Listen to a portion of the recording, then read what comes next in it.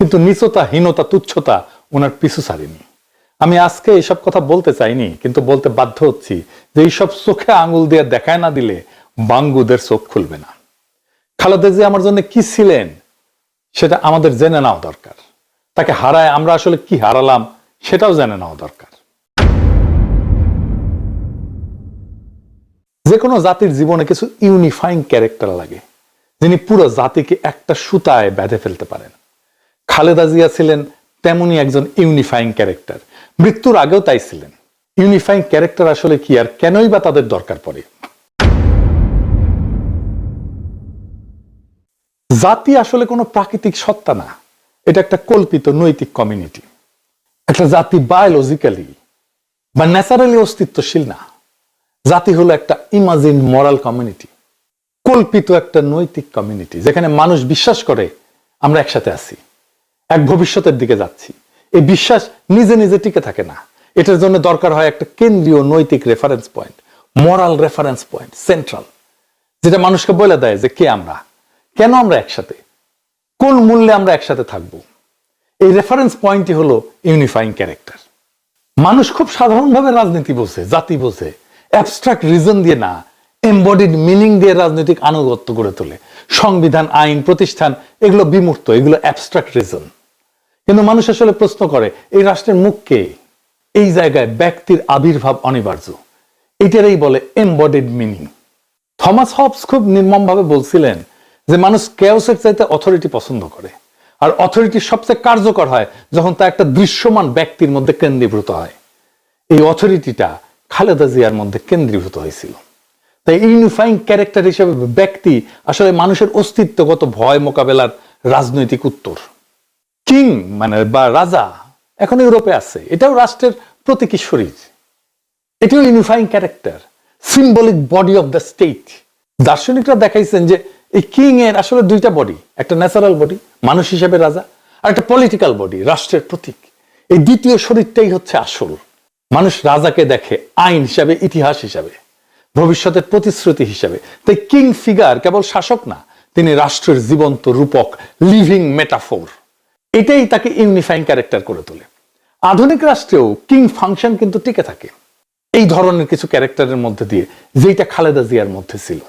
আধুনিক গণতন্ত্র তো মানুষকে বলে যে সবাই সমান, আইনই সর্বোচ্চ, কিন্তু বাস্তবে মানুষ অনুভব করে সিদ্ধান্ত জটিল, রাষ্ট্রকে বোঝা যায় না, ধরা যায় না। রাষ্ট্রের দায় বিভিন্ন জনের মধ্যে ছড়ায় থাকে, এমন ভাবে চিনতে পারে না কোনটা রাষ্ট্র, কে আসলে রাষ্ট্রকে রিপ্রেজেন্ট করে, এটার মরাল সেন্টার, নৈতিক কেন্দ্র কোনটা, এটা অস্পষ্ট। এই শূন্যতা পূরণ করে একজন ব্যক্তি, ইউনিফাইং ক্যারেক্টার। তাই অনেক দেশে যেমন সুপ্রিম লিডার বলা হয়, অনেক দেশে তো জাতির পিতা বলা হয়। আসলে এই সমস্ত ধারণা, সুপ্রিম লিডার, জাতির পিতা, কিং বা এমনকি প্রেসিডেন্টও, এরা আসলে একই কাজ করে, যে একটা মরাল শর্টকাট তৈরি করে, রাষ্ট্রের মরাল সেন্টার হয়ে ওঠে। আপনি দেখেন খালেদা জিয়া খুব বেশি কথা বলতেন না, কিন্তু এই বিপ্লবের পরেও বলছেন ফেব্রুয়ারিতে নির্বাচন হইলে ভালো হয়, খুব সামান্য কথা, দুইটা সেন্টেন্স, কেউ কোনো প্রশ্ন করে নাই। এটাই ইউনিফাইং ক্যারেক্টারের মরাল অথরিটি। আমাদের ইনস্টিটিউট দুর্বল, সামাজিক ভাঙন তীব্র, ইতিহাসের ক্ষত জীবিত এখনো। তাই বিমূর্ত আইন, নিয়ম, সংবিধান মানুষকে ধরে রাখতে পারবে না, পারে না। মানুষ চায় একজন থাকুক যাকে দেখা বলা যায় এটাই আমরা। হাদি বলছিল না, খালেদা জিয়াই বাংলাদেশ, খালেদা জিয়া হাসলে বাংলাদেশ আসে, খালেদা জিয়া কাঁদলে বাংলাদেশ কাঁদে। এটাই হইতেছে ইউনিফাইং ক্যারেক্টার। বেগম খালেদা জিয়া হচ্ছেন একটা প্যারালাল বাংলাদেশ। মানে বাংলাদেশ ভালো আছে কিনা এটা আপনি বেগম খালেদা জিয়ার দিকে তাকালে দেখবেন। বেগম খালেদা জিয়া যদি হাসে আপনি বুঝবেন বাংলাদেশ হাসে, তার চোখে পানি দেখলে দেখবেন যে বাংলাদেশ কাঁদে। বিপ্লবের পরে যুদ্ধ পরবর্তী সমাজে এই ধরনের ইউনিফাইং ফিগার প্রায় অনিবার্য। এটা কোনো আদর্শবাদ না, এটা মানব মনস্তত্ত্বের বাস্তবতা। এখানে আপনি মুজিব আর খালেদা জিয়ার সবচেয়ে গুরুত্বপূর্ণ তফাৎটা ধরতে পারবেন। কি সেটা? মুজিব 1971 আমাদের ইউনিফাইং ক্যারেক্টার ছিলেন। আমরা যদি এটাকে অস্বীকার করি তাহলে আমরা ইতিহাসকে অস্বীকার করব।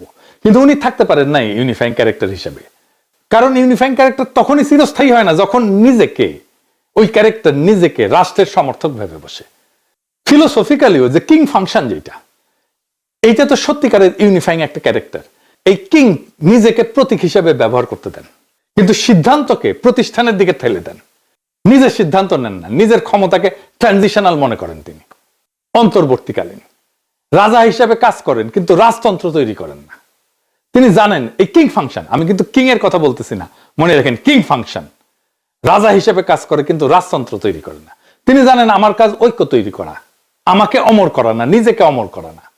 মানুষ বিমূর্ত রাষ্ট্রের জন্য মরতে পারে না, মানুষ মরতে পারে একটা মানুষের মুখের সেই রাষ্ট্রটাকে দেখে। এই জন্য ইউনিফাইং ক্যারেক্টার হিসেবে ব্যক্তি প্রয়োজন। কিং ফাংশন বহু সমাজে বাস্তবেও কার্যকর। যেদিন রাজা সেই কিং ফাংশন, যেদিন ওই ইউনিফাইং ক্যারেক্টার নিজেকে ঐক্যের উৎস না বরং ঐক্যের মালিক ভাবে, সেদিন থেকে জাতির ক্ষয় শুরু হয়, ইউনিফাইং ক্যারেক্টারের ক্ষয় শুরু হয়। মুজিব এইভাবে ক্ষয়ে গেছে। খালেদা জিয়া এইখানে অনন্য হয়ে উঠতে পারতেন, একজন ইউনিফাইং ক্যারেক্টার হয়ে উঠতে পারতেন, কিন্তু মুজিবের অনুসারীরা যেভাবে মুজিবকে ধ্বংস করছে, ঠিক একইভাবে খালেদা জিয়ার অনুসারীরা খালেদা জিয়ার ইমেজকে ধ্বংস করতেছে। কিভাবে দেখাই দিতেছে একটা একটা করে। 2024-এর 5ই আগস্টের পর বিএনপির সবসময় একটা খায়েশ ছিল খালেদা জিয়ার এই তুঙ্গস্পর্শী জনপ্রিয়তাকে ভোটের বাক্সের ভোটে রূপান্তরিত করবে। এখন কেউ প্রশ্ন তুলতেই পারে যে খালেদা জিয়া তো বিএনপির চেয়ারপারসন, তিনি রাজনৈতিক নেত্রী, উনাকে উনার দল নির্বাচনে যে তার কাছে ব্যবহার করবে না। জি না, দুইটা জিনিস একসাথে হয় না, ইউনিফাইং ক্যারেক্টার এবং দলের নেতা। একই সাথে একজনকে আপনি ইউনিফাইং ক্যারেক্টার আর দলের নেত্রীর রোল দিতে পারবেন না, এটা কাজ করবে না, ফাংশন করবে না, যে কোনো একটা ফেল করবে। ইউনিফাইং ক্যারেক্টারকে দলের ঊর্ধ্বে উঠতে হয়, সব দলের ঊর্ধ্বে। উনি উঠে গেছিলেন, জনগণই তাকে ওই জায়গায় নিয়ে গেছিলেন, কিন্তু দলও তাকে ওই জায়গায় রাখতে দেবে না। এই কাজটাই করতে হয় দলের লোকদেরকে, তাকে জনগণের কাছে সমর্পণ করতে হয়। কিন্তু খালেদা জিয়াকে তার নিজের দলের লোকেরা এবং তার দলের বাইরে এই সরকারের লোকেরা এমন ভাবে নিজের স্বার্থ সিদ্ধির জন্য ব্যবহার করছে, তা শুধু নিন্দাযোগ্যই না, খালেদা জিয়ার ঐতিহাসিক অবস্থানকে ক্রমাগত তারা ছোট করছে। আসেন একে একে দেখতেছি। প্রথম করলো সেই ওয়াকরুজ্জামান প্রভুপাদ, সে খালেদা জিয়ার বাসায় গিয়ে দেখা করলো, খাবার টাবার রেন্দে নিয়ে গেছিল। কি দেখাইতে গেছে? হাসিনার আমলে উনার কোনো দেখতে যাওয়ার খায়েশ হইল না, উনি কোনো রোল প্লে করলেন না। যেই হাসিনা পলাইছে, আপা পলাইছে, তখন উনি দেখতে গেছে। তো দেখাইতে গেছে যে আমরা আর্মি বিএনপির সাথে অ্যালাইন্ড, একসাথে বরাবর। আগামীতে বিএনপি তো আসিচ্ছে ক্ষমতায়, আমরা সিস্টেম করে ফেলেছি, আর্মি জেনারেল সিল করো, গুম খুন করিচ্ছ, বিন্দাস করো, কোনো সমস্যা হবে না। তারপর সশস্ত্র বাহিনী দিবসে আনা হইল খালেদা জিয়াকে, ওনারা বিদায় দেওয়ার সময় ভিড় করে বারবার মুখ ঝুঁকে কথা বলিচ্ছে, দেখেন। তারপর স্যালুট দিয়ে আবার বোঝানো যে আমরা আসি একসাথে মিলে জুলে বিএনপির সাথে।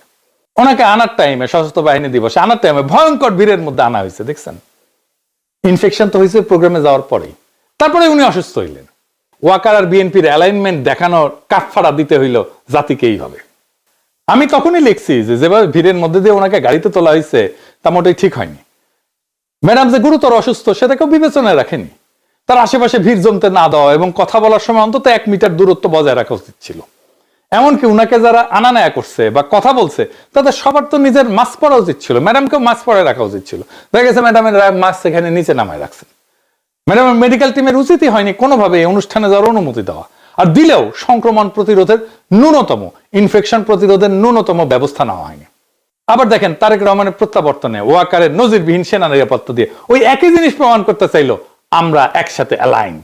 মিলে এবার ওয়াকারের সিগন্যাল গুলো মিলিয়ে বারবার করে একই সিগন্যাল দিতেছে।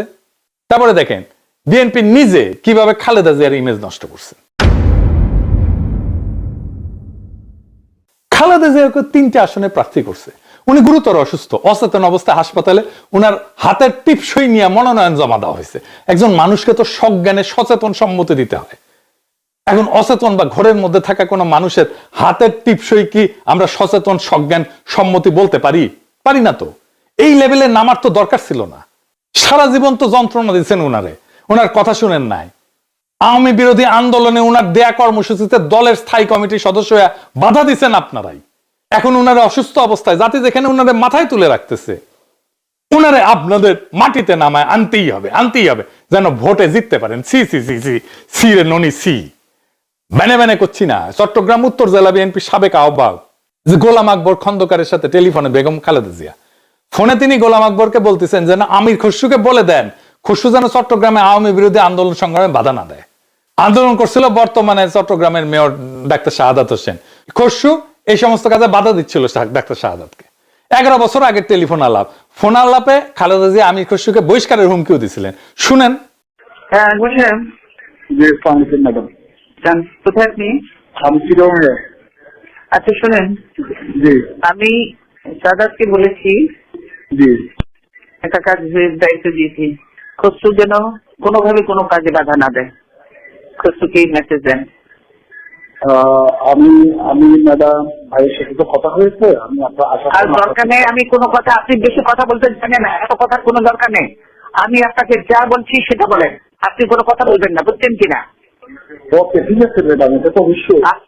বলে দেন যে কোনো কাজে বাধা দেবে না, কোনো কাজে যদি বাধা দেয় তাহলে ইমিডিয়েটলি আমি তাকে রিমুভ করবো সেখান থেকে, বুঝছেন কিনা? ঠিক আছে ম্যাডাম, আমি করতেছি, অলরেডি আমি অর্গানাইজ করতেছি। বুঝছি, কিন্তু সে বাধা দিচ্ছে। আপনি যেটা বললাম সেটা বলেন, আপনাকে এত লম্বা কথা আমি শুনতে চাই না। শুনেছেন, এই আমির খসরুকে ছাড়া বিএনপি চলেই না। ফাইনালি আকামটা করছে প্রফেসর ইউনূস। কি সেটা? মির্জা ফখরুলরা ক্যাবিনেট মিটিং এ ডাকছে খালেদা জিয়ার অন্ত্যেষ্টিক্রিয়া কিভাবে হবে সেই সিদ্ধান্ত নিতে।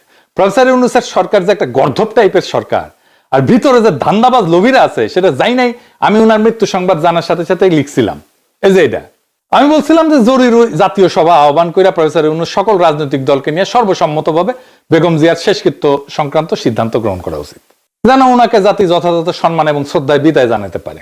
তিনি যেন আমাদের স্মৃতিতে এবং স্মরণে সদা জাগরুক থাকেন।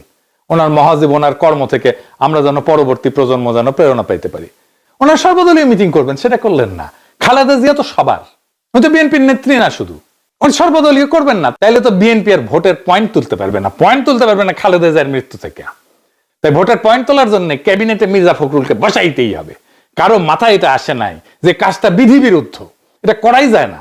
সবার তো ধান্দা আছে, প্রফেসর ইউনূসে ধান্দা হইতেছে তারেক রহমান প্রেসিডেন্ট বানাবে, তারে কাউরে মন্ত্রী বানাবে, কাউকে উপদেষ্টা বানাবে, কত জনের কত স্বপ্ন। এই এত বেশি স্বপ্ন দেখতে দেখতে বুড়া বয়সে এই কাজ করে ফেলেছে। ইন্টারিমের গাছেরটা খাইছে এরা, এরপরে বিএনপির স্বপ্নের সরকারের তলারটা কুড়াইতে হবে ওনাদেরকে। আমরা একটা জাতির ঐক্যের মুখ কল্পনা করছিলাম খালেদা জিয়ার মধ্যে। 2024-এর 5ই আগস্ট আমরা আমাদের সেই স্বপ্নকে বন্দিশালা ভেঙ্গা, সেই মুখকে, সেই দৃষ্টিকে, সেই কায়াকে, সেই শরীরকে মুক্ত করে আকাশের নিচে আনছিলাম। কিন্তু খোদা তাআলা যে আমানত আমাদেরকে দিছিলেন, আমানত আমরা রক্ষা করতে ব্যর্থ হয়েছি।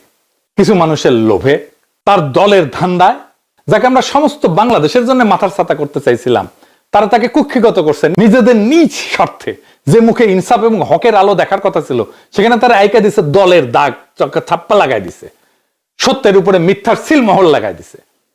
তিনি আজকে দুনিয়ার সব সীমানার ঊর্ধ্বে, নির্ভরতার সেই দৃষ্টি মিলছে মহাকালের প্রান্তে। বেঁচে থাকলে লোভীদের এই ফিতনা এবং জুলুম দেখা তিনি নিজেই ঘৃণায় মুখ ফিরাই নিতেন।